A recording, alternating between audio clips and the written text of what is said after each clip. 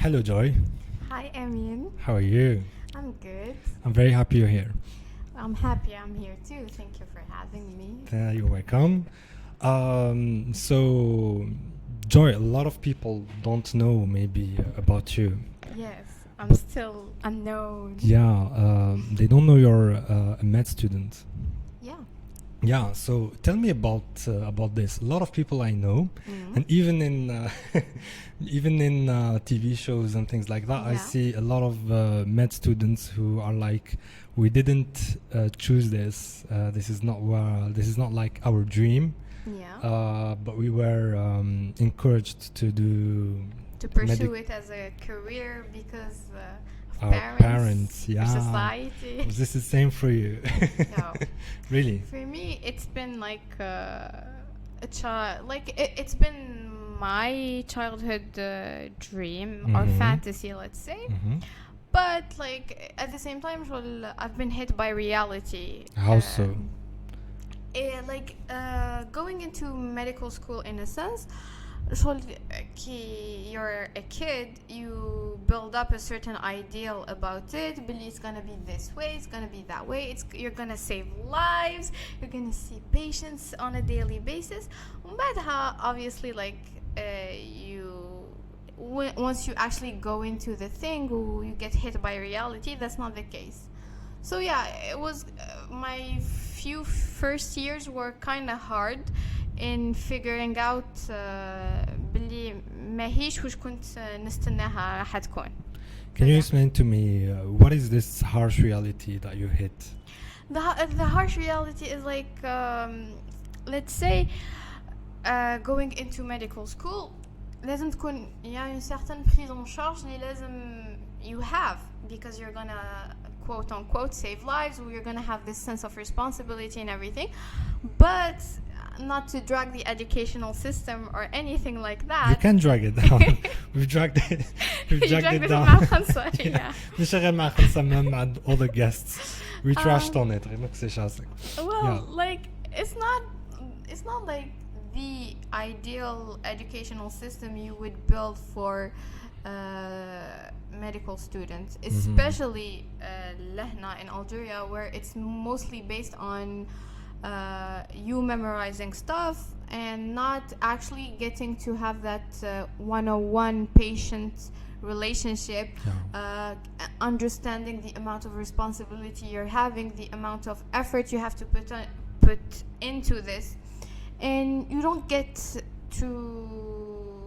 to learn that. Yeah. Basically شغل أحفظ, go pass your exams, and that's it. And that's supposed to make you a good doctor.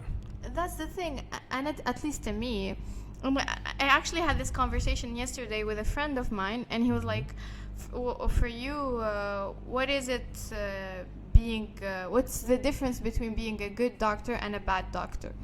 And honestly, to me, a good doctor is not, you're not gonna measure how good he is by how much knowledge he has, because yeah, knowledge is good, but if your doctor can't make you feel comfortable and you literally telling him Billy, you have this type of symptom, you completely getting undressed in front of him. If like your doctor can't make you feel comfortable, then technically they're a bad doctor. I see what you mean, yeah. Yeah, And also he has to bring up results.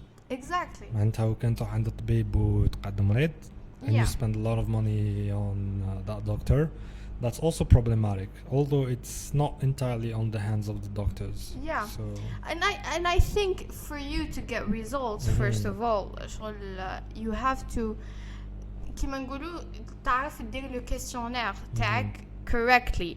بصح هذاك لو كيسيونير اللي tu vas تسقسي لو باسيون تاعك somehow questions that might make them feel uncomfortable. You're gonna really dig deep into things and what they do in their private life, and if they don't feel comfortable, they're not gonna share that with you, and hence you're not gonna get the results yeah. that you would want.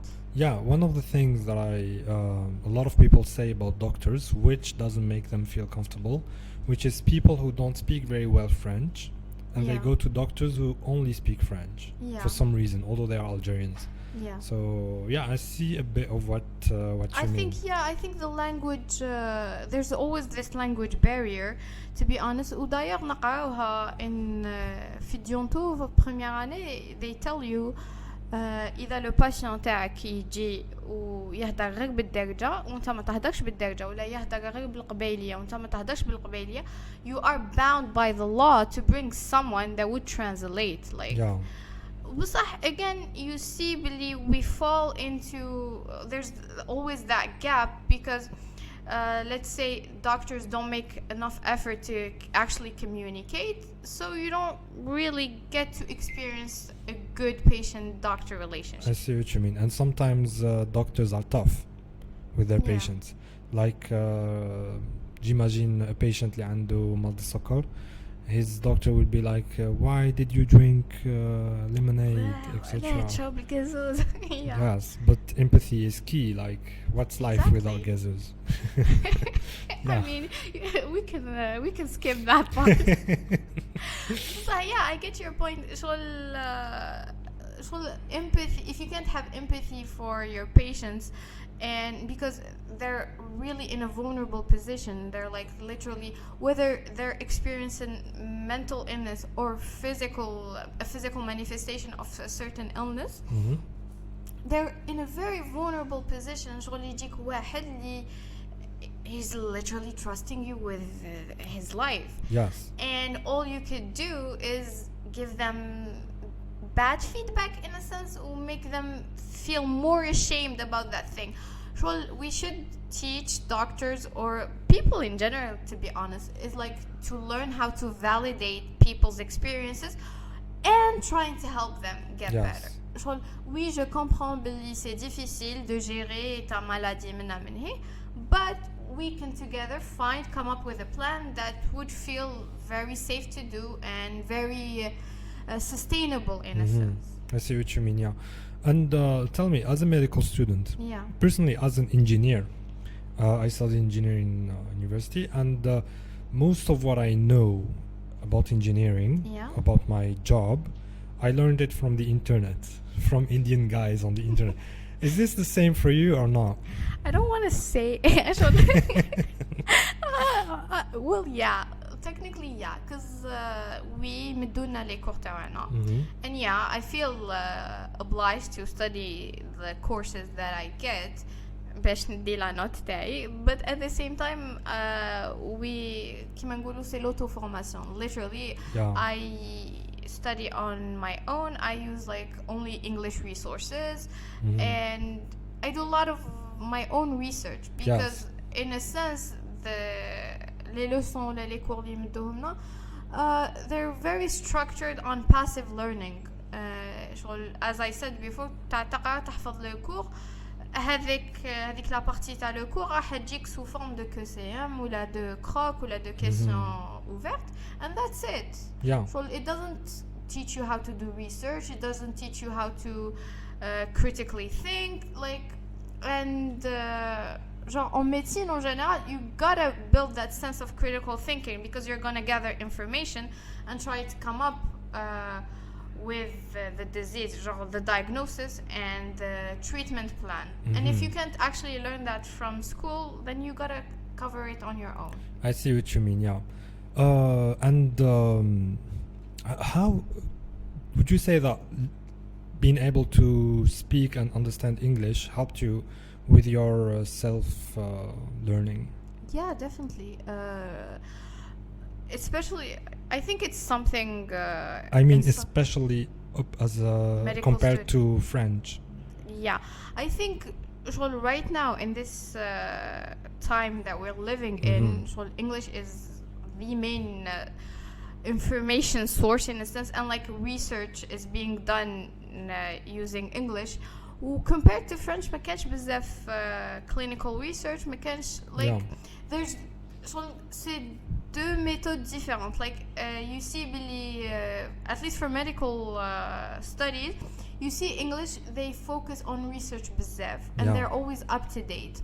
However, when we study, at least for us in French, it's not so up to date to what the word is actually doing right now. I see what you mean. Actually, when I had just started to follow you on Instagram, Yeah. I saw a story of yours which said I tried The carnivore diet. carnivorous diet. Yeah, the carnivorous diet for like a week or something like that. Yeah. What was that all about? I was really intrigued by it. So basically, the carnivore diet is a zero to no carb diet. Basically, you just eat meat, chicken, and eggs, and that's it. Before you go on, you have to Yeah. understand that I know nothing about About- nutrition. Really? I really don't know anything, and I'm really curious about this. So, what is carbs? I know this sounds like a stupid question. It's not. It's not. Donc, carbs, c'est les glucides. In French, it's like literally. You have carbs, you have proteins, and you have fat. Yeah. So carbs, you get them from bread, from veggies, from sugary things. هذو كامل فيهم carbs. C'est les glucides en général. And basically, the carnivore diet, it eliminates that. You only get to eat fat and proteins, and that's it. I see. And it is commercialized or talked about as the way our ancestors used to eat. And it has been clinically proven. It is, to be honest, a very triggering thing for quote unquote the Algerian community, because the idea of not eating carbs seems extreme. But it has been clinically proven that carbs is responsible of a lot of health issues. So eliminating that in a sense helps with managing your health, managing your weight loss if you're looking for to lose weight. And it is a diet used اللي عندهم generally autoimmune diseases. They on a span of few couple months their symptoms get better. And I don't know if you know this, بصح Jordan Peterson and his daughter Michaela, they both went carnivore. Really? Yeah, Like, and Michaela had an autoimmune disease and she got better using the carnivore diet. I see what you mean, yeah. So my mother would always tell me Yeah. about this family who would eat a lot of meat, and they all had a lot of health issues, and that eating a lot of meat is bad. So that's not true. دوكا هو So my no. mother is not a doctor. She just Let me explain. دوكا there's not like a specific type of food that is good or bad. You can't say carbs are bad, and you can't say really meat is bad. It's like meat has a high risk of causing cancer. It's a fact. Okay. But it's in combining two, in combining like carbs, a high carb intake with a high meat intake, it's gonna be bad for you. Yeah. So if you balance things out, you're on the safer side. I see what you mean. What do you mean by balancing things out? So you have to understand what macros are. So I have all my time. the thing is, like when you're like the combining carbs and meat and fats, we have a messed up diet. Is like ما عندناش an équilibre entre what we eat. It's like we don't understand really. You have to have a certain ratio between fat and proteins and carbs. احنا ناكلوا ليجات شغل literally عندك البقبوشة شخشوخة, like the carb intake is so huge, ومن بعدها you have the اللحم بزاف شغل ما عندناش une éducation par rapport لوش رانا ناكلوا and how much we actually need and how much we don't need. Yeah. And I think also the fact that احنا in our culture تربينا على assigning emotion to food. In a sense, if you feel happy, you have to celebrate it with your friends. Yes. If you feel sad, you're gonna binge eat. We don't consider food as being a fuel, and that's it. I've met some people, actually Dutch people, Yeah. who were telling me that to them food is actually just, as you said, just fuel. Exactly. And when they have to stop work to go to eat, it's like a chore to them or a chore to them. Exactly. It's something that that goes against what they want to do, and that's completely like new to me. Crazy. It's crazy to me. Yeah. and that's the thing. احنا نتربوا على in a sense باللي food is either a reward or a punishment. Because as a kid you don't want to eat your veggies and you start crying. صحي وكلوهم لك بالسيف. Yeah. Alors que non. So you have to treat your body as voila, you have this body and you give your body the amount of fuel it actually needs, no more and no less. You don't punish yourself with food by not eating, and you don't punish yourself also by overeating. I see what you mean, but that sounds a bit hard to me because I tried once. Yeah. ناكل شوية and it should be enough for me. بصح تلحق 4 على العشية already بدأت تجيني الدوخة بديت نعيا etc. How do I know it's enough? That's the thing. We have this hormone called leptin. هذه الهرمون هي اللي راح تقول لك if you're hungry or not, you're gonna with time regulate it. Donc مثلا let's suppose for a person les calories تاعهم if they count calories زعما 1700 calories. Alright, بصح انت you're still hungry and that's okay. So your hormones are asking for more and you can eat more. So it's how your body feels. مش انت you're full راك شبعان and you go eat more tu vois, or you eat less. So it's okay for me to eat more just because I wanna eat more. Of course it's okay as long as you feel good about it tu vois. Yeah, I see what you mean. So we have to trust your body. Yes, I see what you mean. And also I recently saw a video about coffee. Yeah. So ملي كنت صغير واحد يقولوا لي بلي coffee is not good etc.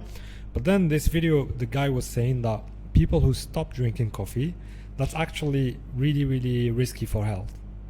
If you see what I mean. Yeah. علاش parce que their daily intake of water comes from coffee. So when they stop drinking coffee, they lose their daily intake of water.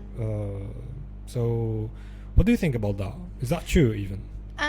What I think the consumption of coffee in general, I think like with any type of thing, whether coffee, tea, or even food, sugary food, or anything, you can consume whatever you feel like it and what makes you feel good. Parce que احنا vu que تربينا على un système تاع you get rewarded or punished with food, كي زعما you drink coffee and it's your guilty pleasure, you're gonna hit that dopamine level, you're gonna feel good after it. Yes. So it's it's the overconsumption, it's the over intake of coffee that it becomes an addiction, it becomes bad for you. But if you like drink coffee, if you drink 1 cup a day from time to time, I don't see what's the harm in it. I see what you mean. Yeah, it's totally okay and it's actually good for you. Yeah, so we go back to lemonade. Yeah. What about it? Is it the same for coffee? Because lemonade is full of water. Yeah, and like when it comes to lemonade, and I don't drink it. So I stopped it. My guilty pleasure say Vichy. So I only drink sparkling water. Okay. And I drink Coca-Cola Zero Zama. And it's because it doesn't have sugar, so it does have another type of sweetener. Yeah, that's why it's called Coca-Cola Zero Zama. But when it comes to lemonade, I think it's kind of stupid. You're literally drinking just sugar. Why don't you eat that sugar? At least you're gonna feel full after it. Yeah. It's not about it being bad, but it's more about being it's a bad decision in a sense, tu vois. Yeah. Eat that sugar وخلاص so you're gonna feel full. I see what you mean. So here's the thing with like a real life thing about lemonade. Yeah. Especially for me and a lot of my friends, especially Coca-Cola.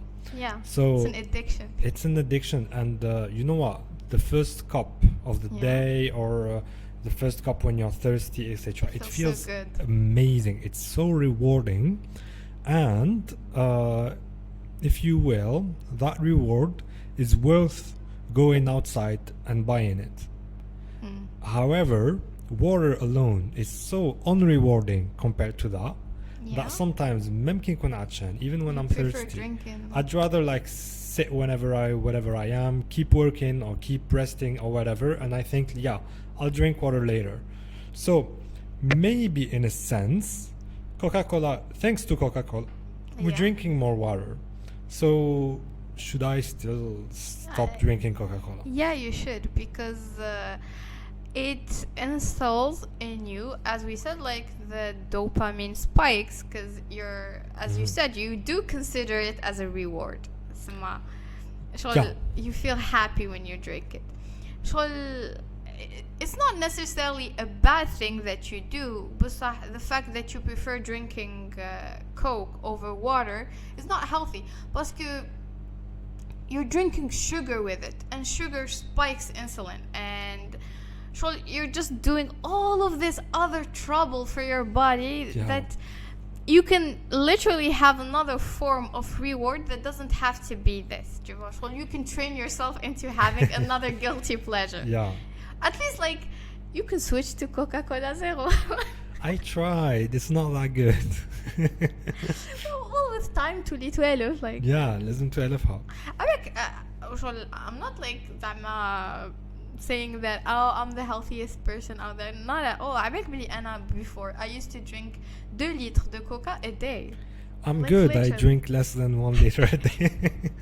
Like literally, Yeah. I used to drink 2 liters. بصراحة شغل I realized it had bad effects on my health, and I realized how messed up it was. So I gradually tried to change it, and you can do that too. It's not that hard. Yeah. So how do you think should I change it, or what should I do? Maybe trying. Here we are starting to talk about addiction. Yeah, exactly.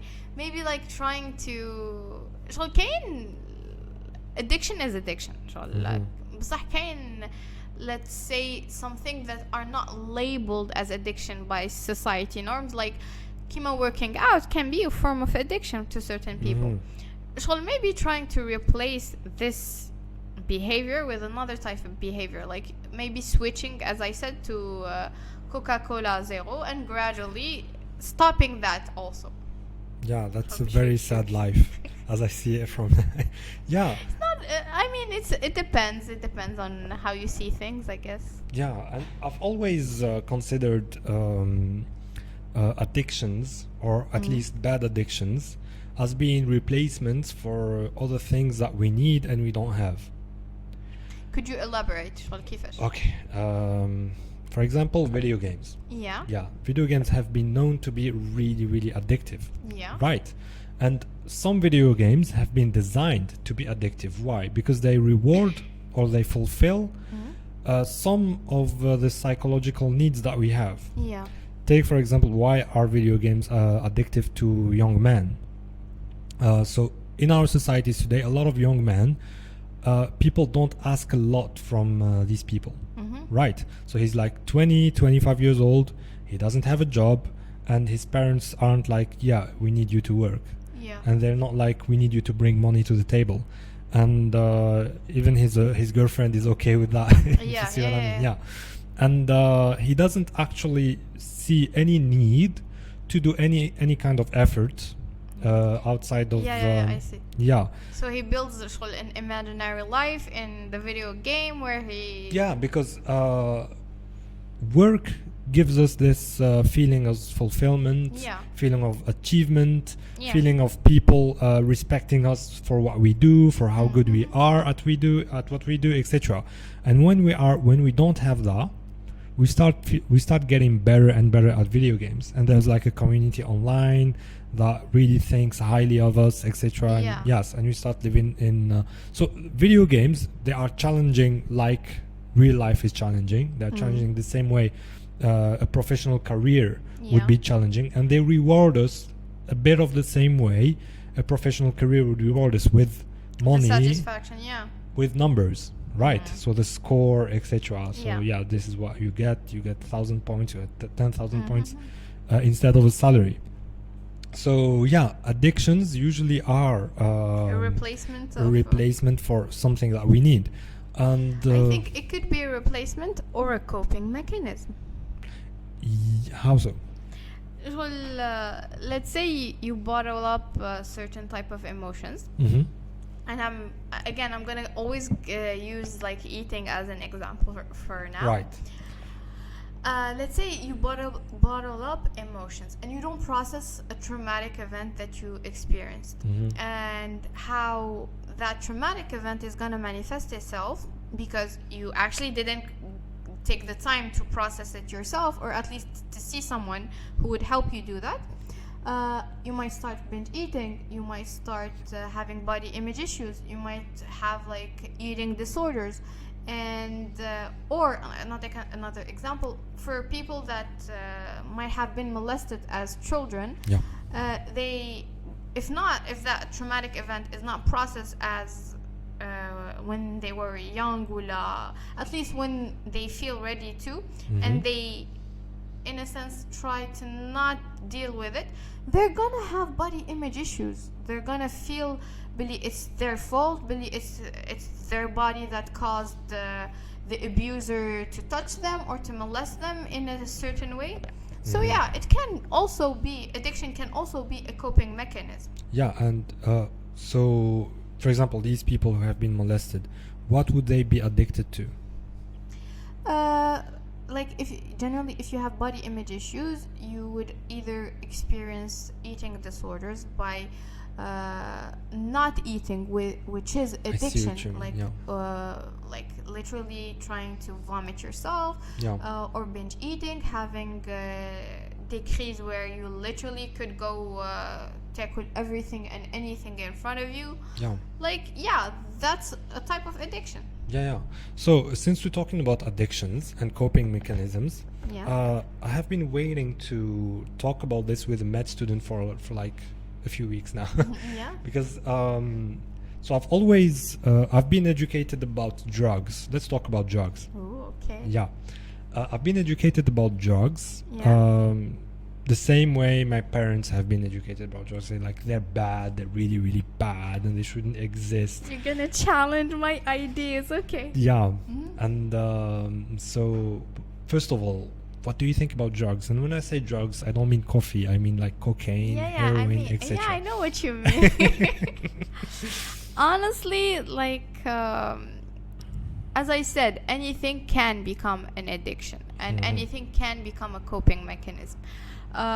Experiencing things and wanting to try drugs or trying weed or those type of things can be a natural thing for the person to want to experience. And I don't necessarily think banning all types of drugs is a good thing, because in a sense it is trying to control and censor people, and as long as you try to control and censor people, they're gonna want to do it more. But at the same time, anything can become an addiction, and it's the idea of it becoming an addiction and a survival tool that you need on a daily basis that is messed up. So there's this blues or jazz singer, a woman who's very, very famous. I forgot her name, but she said that without heroin, I wouldn't have survived. What she meant by it is she would have committed suicide. It's because her life was so bad. She used to live in a whorehouse with her mother, and she was like 12 or 11, and she has been molested by strangers. So the best way she found to escape that reality, at least for some time, was heroin. Yes, the problem with heroin is that it kills. And it's so addictive. Yes, and it's so addictive. So I've listened to a podcast about drugs, and the guy was saying at the start of the podcast, he was saying drugs aren't what we think they are. And I was like, what are you saying? Of course they are what we think they are. They kill people, they make you miserable, they make you super, super addicted. It's the way people use these drugs. What do you mean?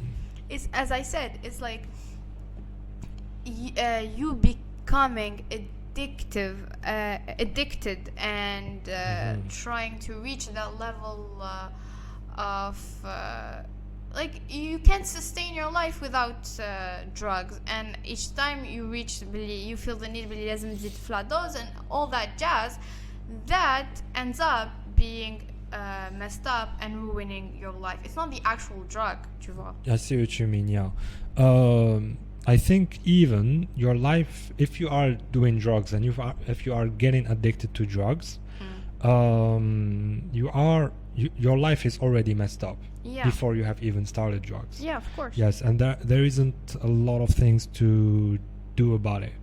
So the problem with drugs, I always thought that it's just a chemical bound that it has with our body. So that when you try drugs once, you can't stop it because there are chemical reactions happening, etc. Things that you can't really control. So this guy on the podcast gave an example of this famous experiment where they put a rat in a cage. Yeah. And they gave him the choice between some water and water with cocaine. So after some time, that rat tasted the water with cocaine. He got addicted to it. He kept drinking from it until he died of overdose. And it has been publicized that this is what's happening to us human beings. We are trying out these drugs. We are getting addicted to them, and we are dying because of them. Yeah. Yes. But then another scientist came along, and he did another experiment. Yeah.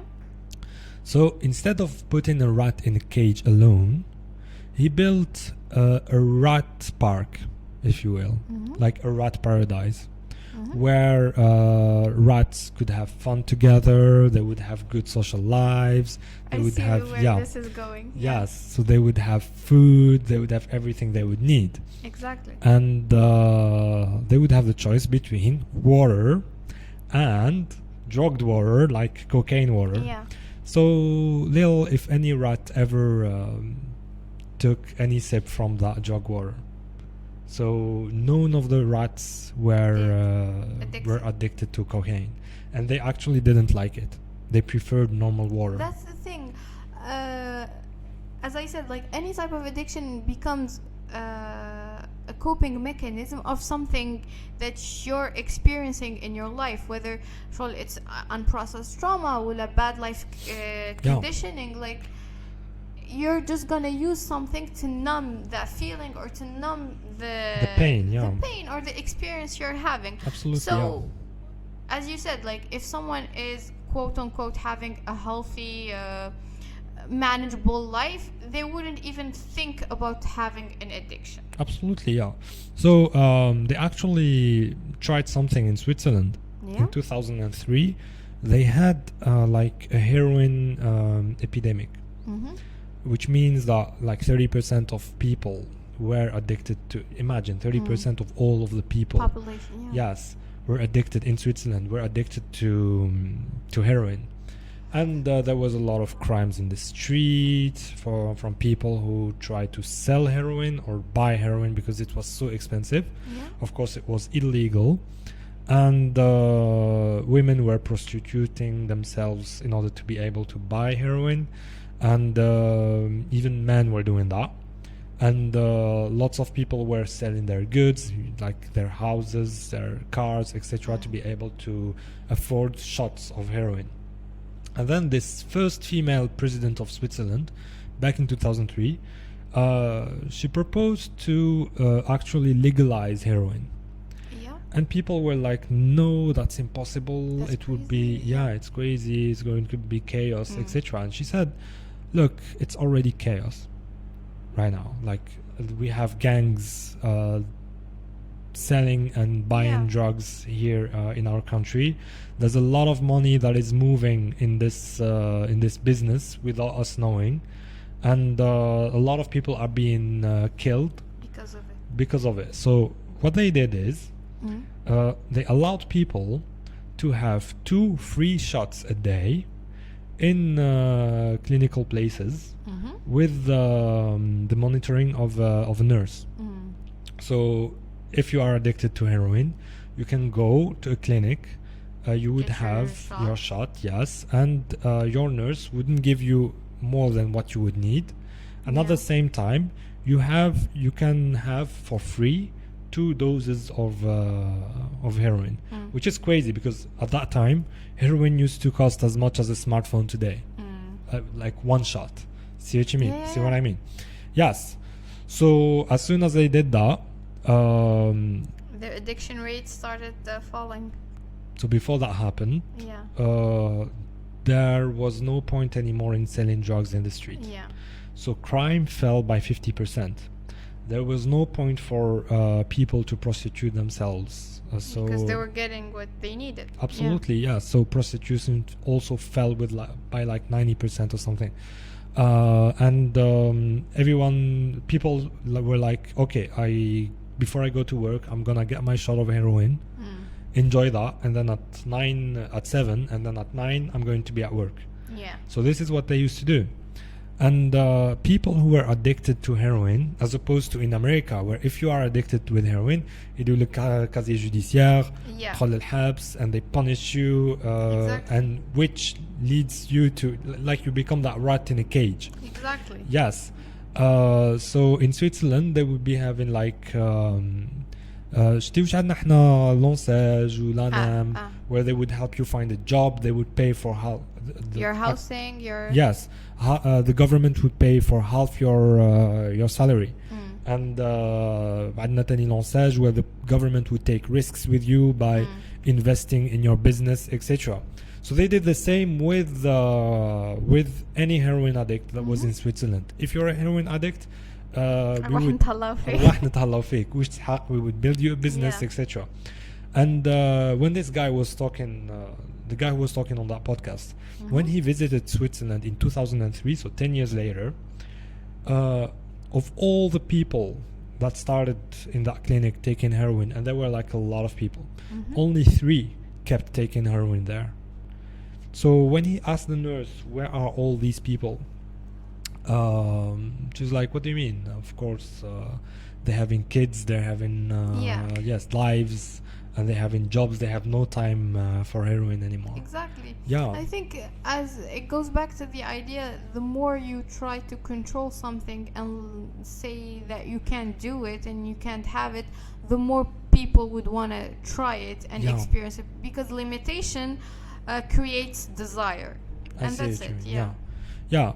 So do you think like as a medical student, do you think it's reasonable to legalize drugs? Yeah. It's a difficult thing to say. It's not a difficult thing to say. I can separate the idea. So I can understand the idea why addiction is bad and why drugs are considered bad. But at the same time, I don't want to label drugs as the root cause of things, because they're not the root cause of things. Like a lot of people tried drugs and didn't get addicted to it because they weren't them trying it didn't come from a place of using it to numb their life or their pain or their experience, and to avoid dealing with things. It's not about the drugs. Actually, maybe legalizing the drugs would push people to pursue another coping mechanism and to leave the drugs on the side. Like, maybe actually try to better your life instead of using those drugs as a coping mechanism. Yeah. Of course. And so he was also saying that about making your life better. Yeah. He was also saying that the war on drugs in the United States was created as an excuse to start a war against the black community. Yeah. Because drugs were so popular in the black neighborhoods, etc.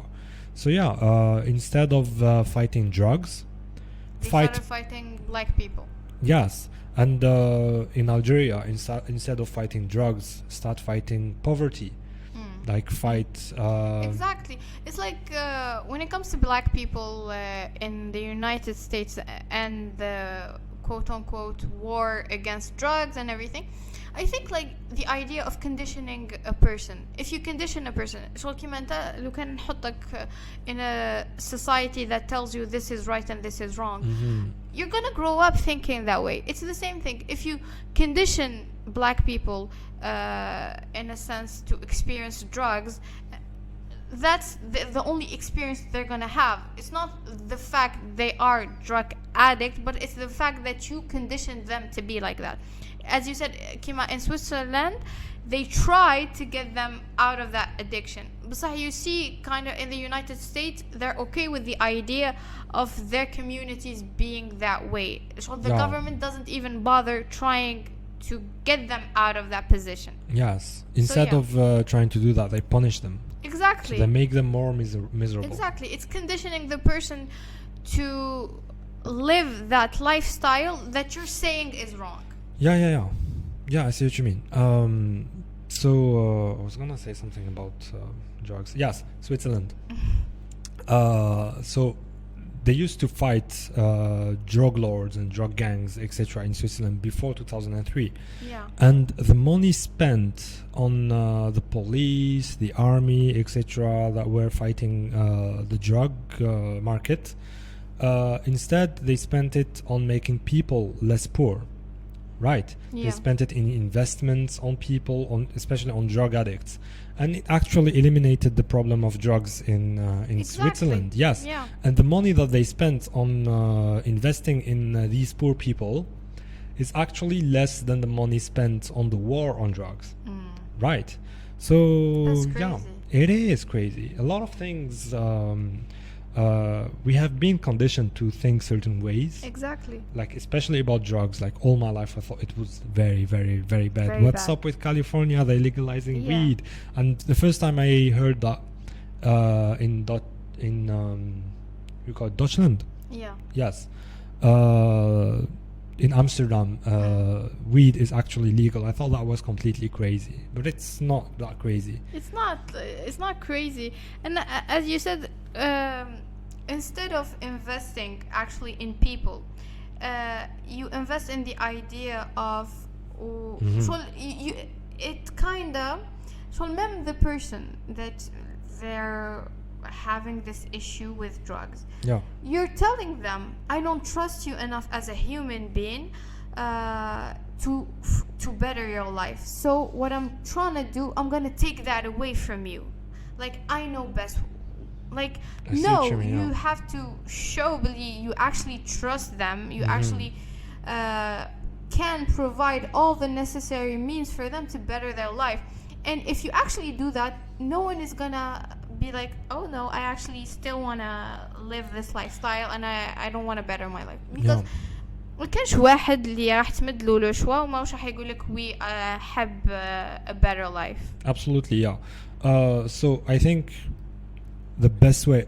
Okay, so drug addiction is or drug epidemic is a byproduct of poverty. Yeah. So the best way to fight drugs would be to make your economy better, for example. Exactly. Yes. To provide working opportunities, to actually provide community work. Like, you can't just expect a problem to go away without trying to fix from where it originated. Yeah. I think the only reason why we don't have a big problem with drugs in our country is because there aren't enough people in Algeria.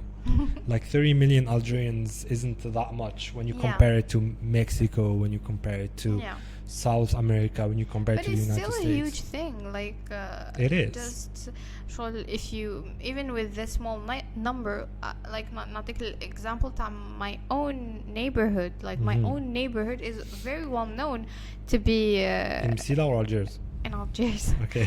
So it's known to be a neighborhood where, like, multiple times cops come and they start searching the guys over there because I think it's something that happens in every neighborhood. So this thing, they're like, yeah, it happened before in my neighborhood, and it's crazy to think really it's really spread and no one talks about it. Yeah, no one talks about it. I had no idea that this was a thing until كنت نتمشى في القبة بعد جا لي واحد قال لي داكش ما حقيت كاش حاجه I'm here for you. I got you covered.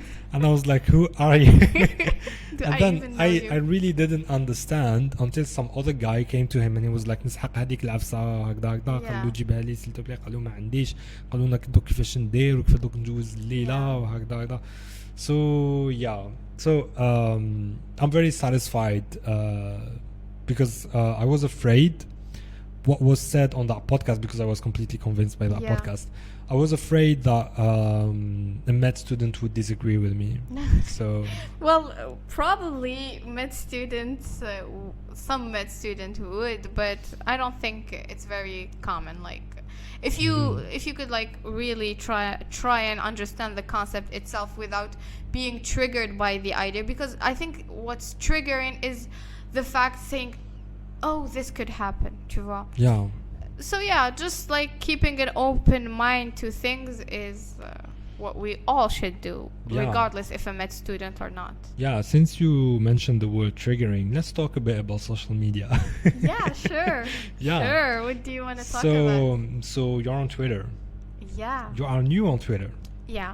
No, I've been on Twitter since 2013. Okay. Yeah, but like I go on and off. Okay, so have you been on Twitter during like February, March 2014? 14. Yeah. I don't remember. I'm not sure.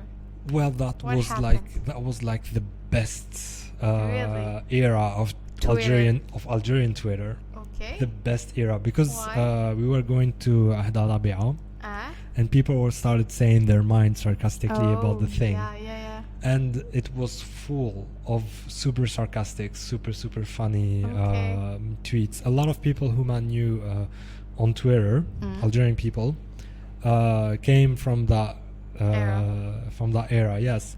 So there were like hashtags like moi président des Z. So you tweet the hashtag and you say whatever you would do if you were president. What would you do if you were president for a day? I think not for a day, but if I was the okay, president, for 4 years, I'll give you that. Actually, for us, it's 5 years. 5 years. Okay. Yes, it's a long time. Yeah, actually, it's 20 years. Yeah. Let's not drag that. Yeah. into the Anyway. conversation. Yeah. First thing I would do is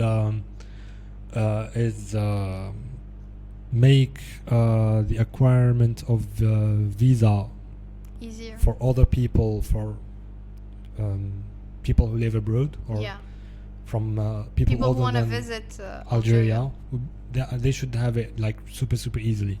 I want more foreigners in Algeria. Yeah. I think we really need that.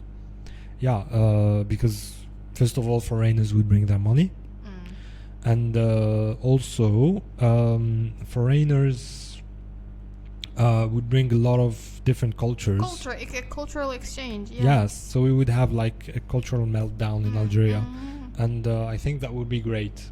So instead of selling your stuff to Algerians who are already poor, most of us, relatively, all of us. Yeah, even the richest among us are poor. are like the moyen تاع l'Europe تاع yes. Anyway, I think we need another income than petrol or hydrocarbures. Yeah. Je pense que لازم tourisme ولازم يجونا بزاف ناس من الخارج. Especially we do have a huge diversity in in culture, in places to visit. We just like don't provide that space for people to come and visit. وجو sais pas إذا شفت بصح there were this guy اللي جا للجزائر and he was like visiting the country. اوكي حلق سنطينة. He literally spent the entire day في la station تاع parce que كان عنده كاميرا. Yeah, basically, and he couldn't vlog or do anything. Alors que to me that's crazy, because when you travel abroad, they actually encourage you to film, and people يدخلوا in your vlogs and they're like, hey, where are you from? We still have that like, oh, he's trying to know more about us. What the hell is wrong? Abek, why would anyone spy Algeria? What's I the mean, point? I don't Like- know. Like, I don't know. Maybe we have like some top secret information I don't we know, don't UFOs all around the country. Maybe Area 51 is here after all. It's not. I can assure you that it's not. But yeah, like I think we worry too much to a point that it is very toxic to our own good. I don't think it's about worrying, to be honest. What I do you think think it's there are political Agendas. yes. I probably. think there are. This is like c'est voulu. Yeah, maybe. Yeah. You So were saying about social media before we jumped wait, into... before we go back to social Yeah. media, let me give you some crazy number. Okay. So you have an idea on how much is $1 billion is, or how much $1 billion No, not is. really. So, for example, Apple, the Yeah. company Apple that makes computers, etc., has it, or is worth $1 trillion. So, Okay, that's which means crazy. 1,000 billion Okay. dollars. Okay. Okay. So Algeria, les hydrocarbures, هما Yeah. if our not main- the only source of money, of food, of Income. whatever you would be paid, or however you would be paid, it comes from that money. So can you take a guess, a wild guess, on how much يدخلونا في العام من البترول والغاز وهذاك الحاجات؟ Is it a huge number or a small number? I can't tell you. Just guess on how the state of our country is. Like, if anything, we are able to eat, we are able to pay for our bills, etc. So You compared it. Are you comparing I'm it comparing. to Apple? Yeah, Let's say 1 billion. it's actually 30 billion. 30 billion. Okay. Yes. So 30 billion. So we have to wait. I don't know how many years to be able Yeah. to buy a company. See what I mean? Oh my god, A that's computer crazy. company. Yeah. We need to wait like 30 years or something. Oh, minimum. Even more. Yeah, 35 years باش نقدروا نشروا Apple That's as it so is now. crazy. Yeah, without بلا ما نديبونسيو حتى حاجة. So J'imagine 35 ans. Literally like this. yeah.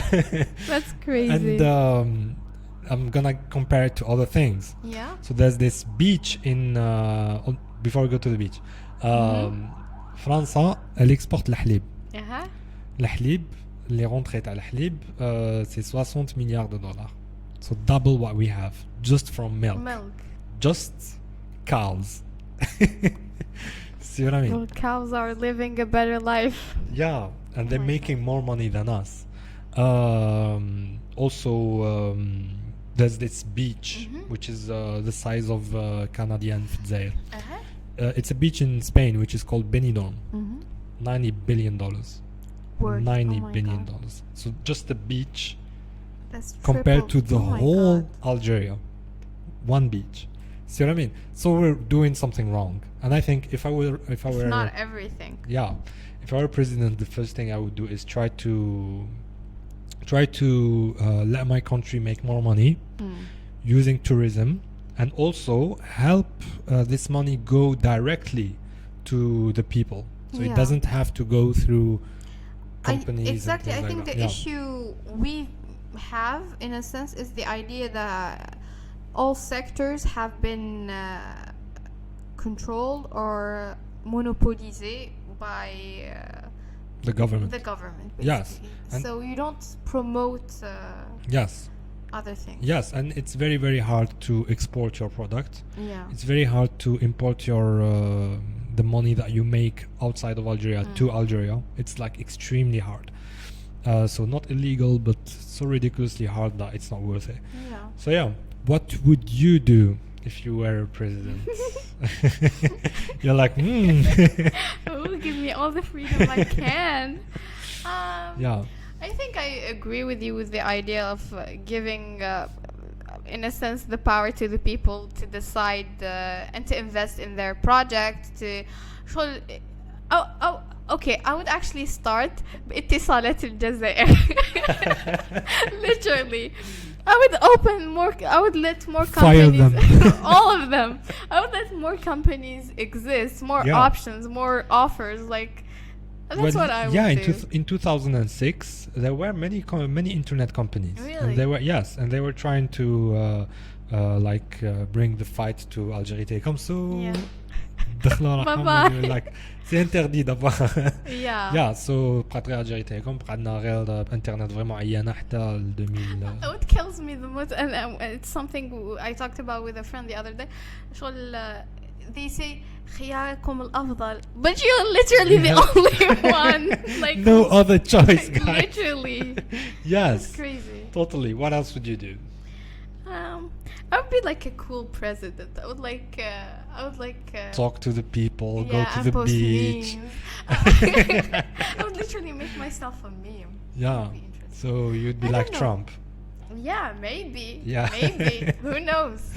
Yeah, I think it's a very it's a very broad question. I don't know. But at the same time, I think it's a lot of pressure to handle. yeah, Like, of course. yeah. You're trying to do your best, but at the same time, it's being questioned by everyone. But again, it's your responsibility. But are you up to that responsibility? Yeah. It's kind of scary. Yeah, the thing that scares me about being president is not the pressure or whatever. Like doing this podcast is already a pressure for Yeah. me. So, yeah, there are. You can experience pressure from other jobs. Yeah. I think the problem is when you have to make decisions that are very, very difficult. Exactly. Like, do you attack a country that attacked you and risk killing people that were completely innocent? Yeah. So what do you do? Exactly. If you don't attack back, you're not You're defending. risking Yes. your nation, but at the same time, you're killing another nation. Yeah. And also the idea of becoming president, you would like literally maybe know some hidden agendas and understand why زعما certain political figures do this and do that, and you get that behind the scenes type of situation. Yeah. And are you as a person willing to know everything and know the intentions behind everything? Yeah. I think I won't be able to handle that, because you disconnect from the human side of yourself. I see what you mean. Yeah. Yeah. Yeah. At the same time, historians say that the leaders who had the most empathy were the best. Yeah, of course. Yeah. So I don't know. There was something important I was going to say. We're talking about yes. I think the fact that we're talking about what would we do if we were president, I think that's already a crazy thing in Algeria. Let me explain to you why. When we see like movies, American movies or shows, etc., we see that young people are like, when I grow up, I want to become a president, right? But at the same time, in Algeria, nobody ever said, when I grow up, I want to become a president. Yeah, when you think about it, lots of young people say, when I grow up, I want to be, I don't know, a businessman, I want to be... We were saying that Algerian young people aren't like, when I grow up, I want to become a president. They don't aspire to be the president. Yes. Yeah. And even their parents ما ينقرجوهمش باش يديروا politique. So to us, politics is a big no-no. Yeah. Yes. So one great thing about being on Twitter is the tweets of Donald Trump. Yeah. Do you follow him? No, I don't. I like they just pop when someone likes them, or I don't actually follow him. Yeah, because he's like the best comedian on Twitter.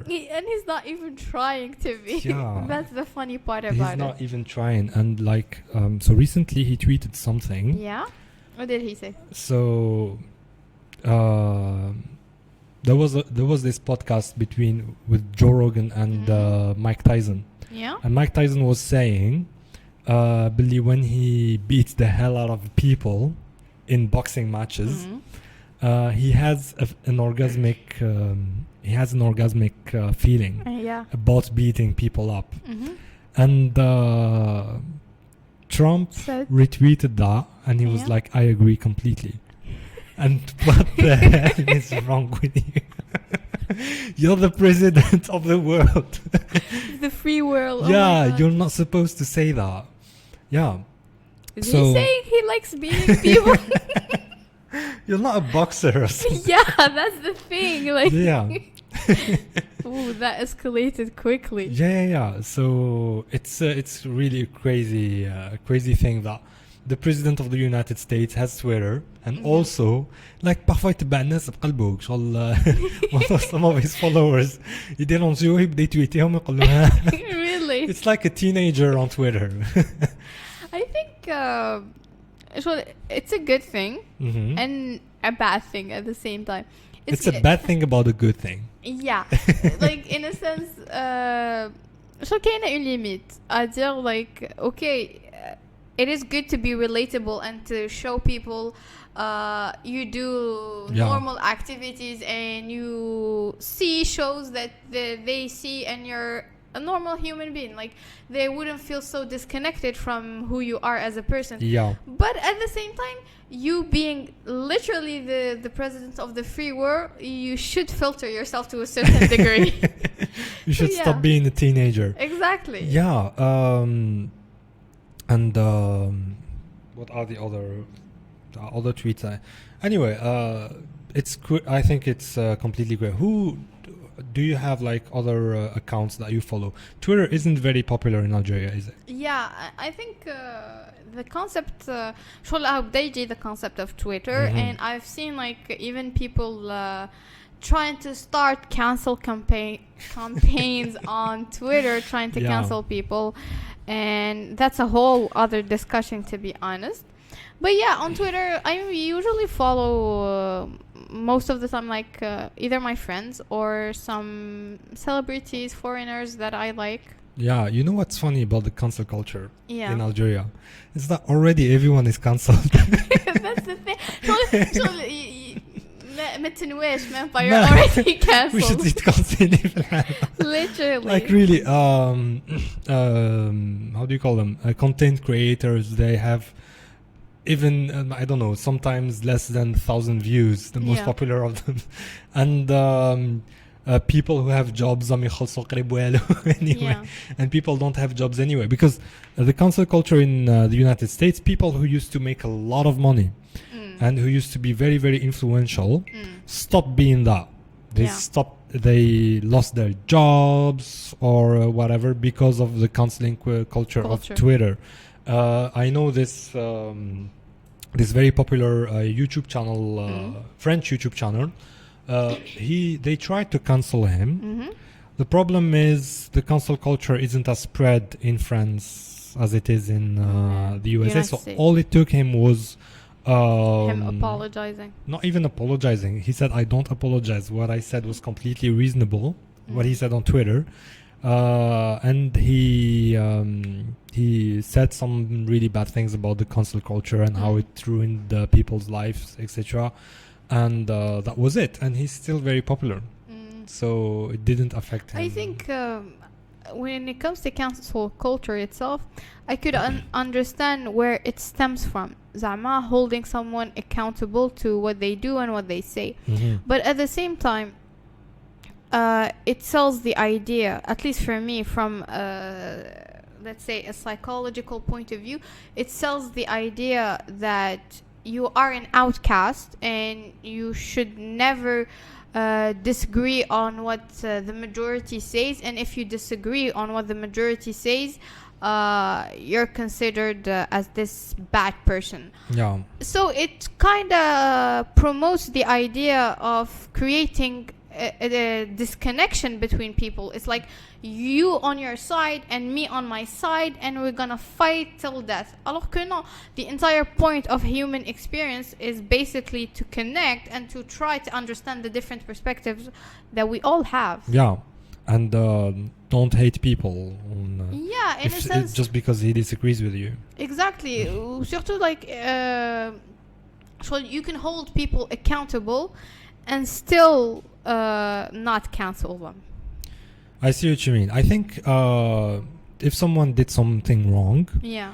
all they need to do is go to prison, Exactly. and they don't have to stop their careers or whatever. Like, go to prison, pay your debt to society, and I have no problem with you after that. Yeah. If your debt is very, very, very long. And it also promotes the idea in a sense that you can't change or outgrow an opinion. It's like when you see people go back to old tweets and reposting them.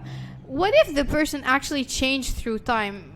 Yeah. So how would you know that they didn't? Like, okay, hold them accountable for things they did now. Yeah. I've had that thing a bit of a row on Twitter, where this friend of mine, who is also on Twitter, she said something about feminism, and I said that it's too bad that feminism is misunderstood in Algeria. So this is all I said. And what she said is, are you saying that feminism isn't explaining itself well?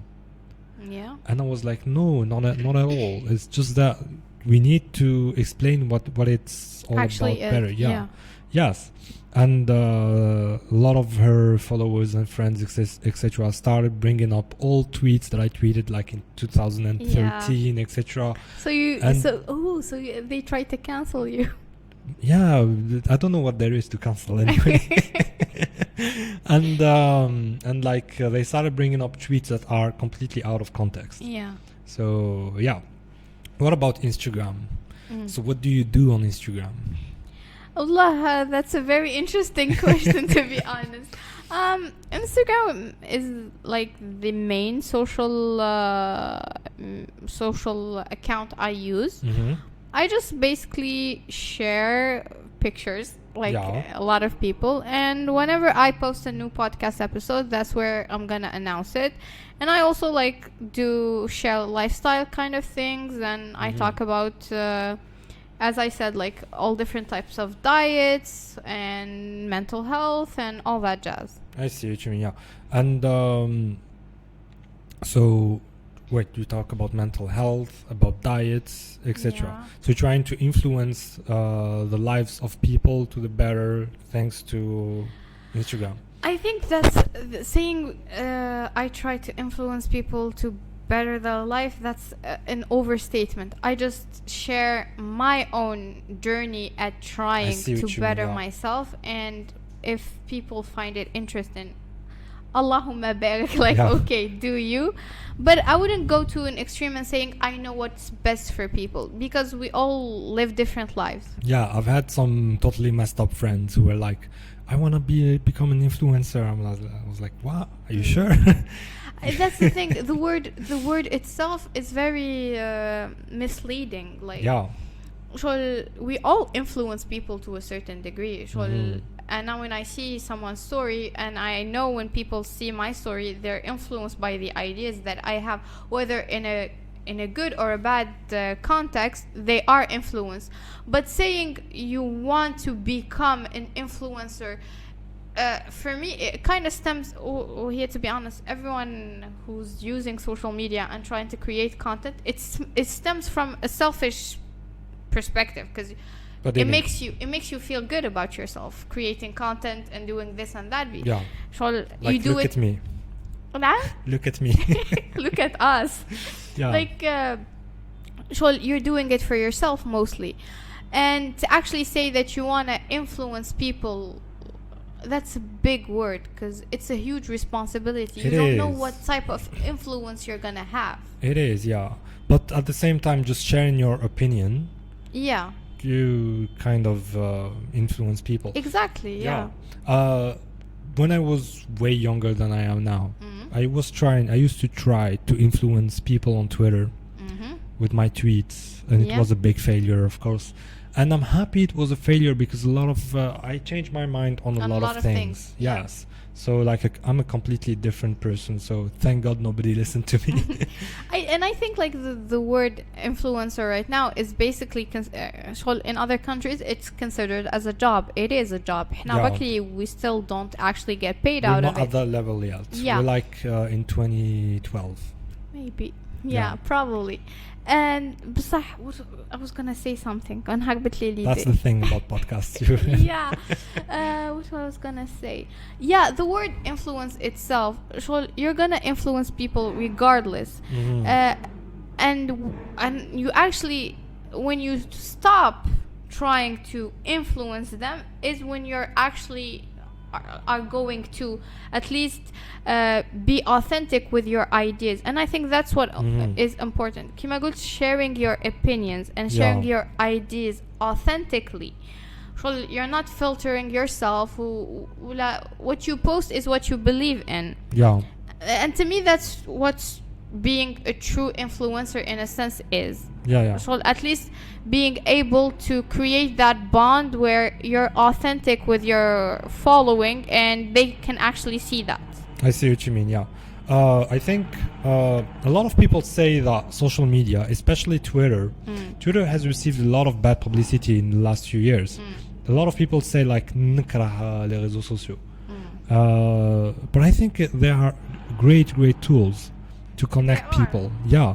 A lot of my friends, I have either met them, like I met you through Instagram, and I'm thankful to that. And I met a lot of people through social media, and I had the chance to know even my friends, my real life friends, better through social media. Like I discovered that. That's the thing. People tend to blame social media on a lot of things. يقول لك, people filtrate themselves on social media and you don't get to see everything. Alors it's the same thing in real life. Absolutely, yeah. You're not gonna to be in your entire personality from the first time you're gonna meet people. And as you said, I do think it's a good tool to connect. And it's all about how you use that tool. If all you do all day is scrolling through social media and following people that don't actually interest you and make you in a sense feel bad about yourself, then technically the blame is on you. It's not on those people. So you just didn't take the time to meet your needs and to actually follow what actually interests you as a person. Absolutely. Yeah. I think we are only at the start or the infancy of social media. Like we are yet to completely take advantage of this great tool that we have newly. Like when you take, for example, the printing press.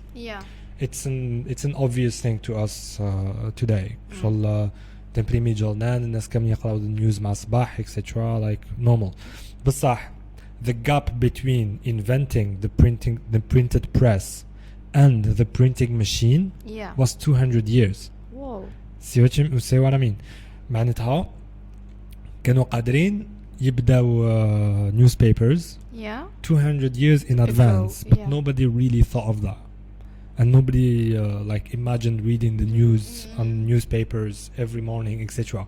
And nobody realized how much money could be made out of that. Yeah. So I'm sure there are a lot of applications to the internet and to social media. It's gonna as you said, we're just tiptoeing our feet into this huge thing, because now you see a lot of businesses are happening through social media, and with the pandemic everyone sort of realized that online businesses is what actually is working right now, because everyone literally stayed home. So I think we're still discovering how far we can take this. There's this company, I always forget names of companies. This company whose business is to rent working places in around the United States. So the problem with that is that since the pandemic, big companies such as Google and even smaller companies realize that their staff are able to work as efficiently from their homes.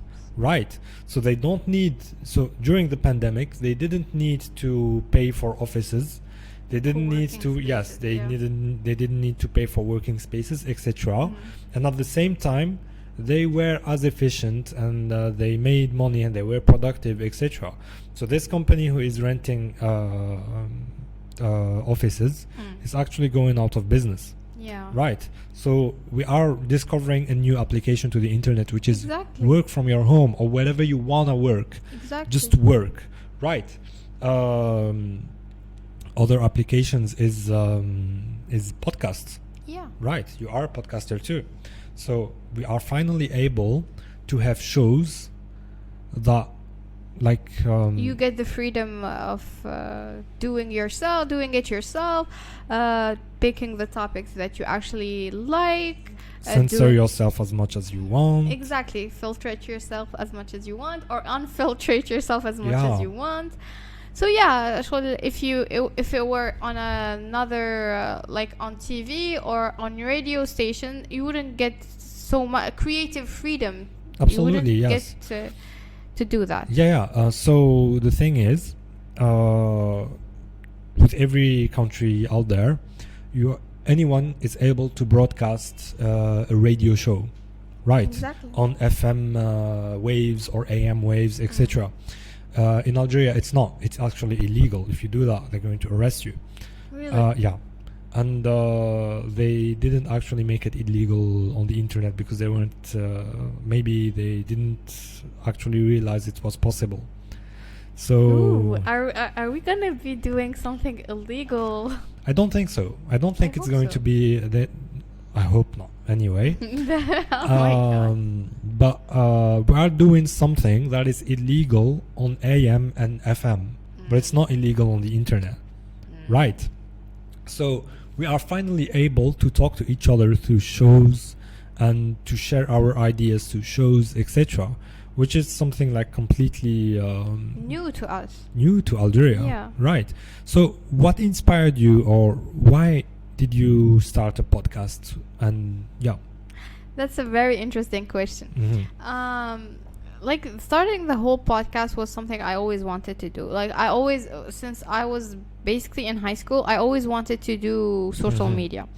But I've been always told that, or at least I've been sold this narrative that it is a bad thing. You're exposing yourself to the world.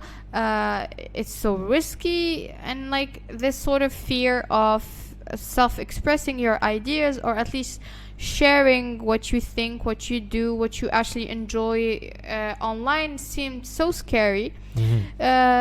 So when the whole quarantine happened, I was like, okay, you have this thing that you want to do, and it's been so long that you want to do it, so maybe take the advantage of the time that you are given and do it. So the whole idea of the podcast actually just came to self-express. I was like, I have so many thoughts that I actually want to share, and I found myself doing a lot of talking with my best friend, and I realized, like, why not just share it with other people? It would be so much interesting. And also the fact I do enjoy talking, and I do enjoy like getting to know people, knowing their different perspective and everything. So yeah, that's how the whole podcast came to life. I see what you mean. So you recorded 10 episodes, right? Yeah, 10 Yes. episodes so far. So who have been your guests so far? Oh, okay. The three first episodes, I think, Were yourself? Myself. Yeah. I did them alone, and then I had my best friend. I had Ikram. I had most of them are my social media friends. Ikram. I don't know if you know them, but like her messy head. Most of them have been females, to be honest. Yeah. And the 10th episode is actually Ayoub Hamdi. Like I did a podcast with him. It's gonna be posted this week. So yeah, it's like the concept of my podcast is basically to have people they're influenced by the internet at the same age ratio, like millennials, Gen Zs, Yes. and just talking about like different life perspective and the struggles they go through, whether mentally, physically, and yeah. Yes, I encourage you a lot to keep doing what you're doing. Thank you. I encourage you too. Like, I really enjoy your podcast and watching it. Thank you. I enjoyed you on my podcast. Thank you for having me. You're welcome. So thank you very much, and our time is up. Yeah. It felt really quick. Yeah. I've been following the time since we started, so I was conscious about the time. But like there are really so many things we need to talk about as a generation. Exactly. Like, we don't need to know each other for so long for us to bring up certain subjects. Exactly. Yeah. And this was very, very interesting. So thank you. Thank you very much, and see you next time. I hope you come back. Yes. Thank you. Goodbye.